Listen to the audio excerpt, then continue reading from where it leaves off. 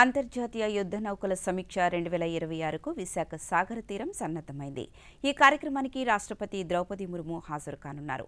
అంతర్జాతీయ యుద్ధ నౌకల సమీక్షతో పాటు మిలాన్ జరగనున్న నేపథ్యంలో అక్కడి విశేషాలను ప్రధాన వేదిక ప్రాంతం నుంచి మా ప్రతినిధి ఆనంద్ అందిస్తున్నారు. ప్రత్యక్ష ప్రసారం ద్వారా చూద్దాం. Anand, over to you.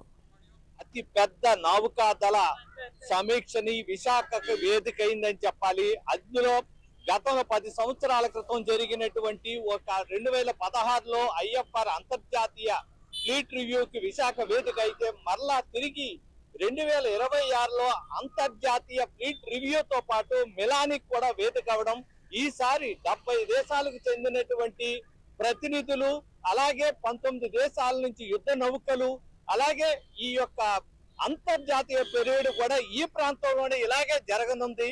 ఈ ప్రాంతంలోని ఎవరైతే ఉన్నారో ఇక్కడే ఉండి అంతర్జాతీయ ఒక ఇంటర్నేషనల్ పెరేడ్ ఏదైతే ఉందో 70 దేశాలకు చెందినటువంటి సాంస్కృతిక ప్రదర్శనలు, వారి యొక్క గౌరవ వందనాన్ని కూడా ఇక్కడ ఉన్నటువంటి రాష్ట్రపతి ఈ వేదికగానే కూర్చొని మొత్తం వాళ్ళ దగ్గర నుంచి గౌరవ వందనం కావచ్చు, అలాగే వారి దగ్గర నుంచి ఈ సాంస్కృతిక కార్యక్రమాలు తిలకించడం చేస్తారు.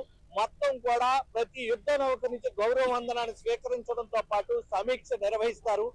దానికి కూడా సిద్ధమైందని చెప్పాలి. కెమెరామెన్ సత్యకర్తో ఆనంద్, విశాఖపట్నం.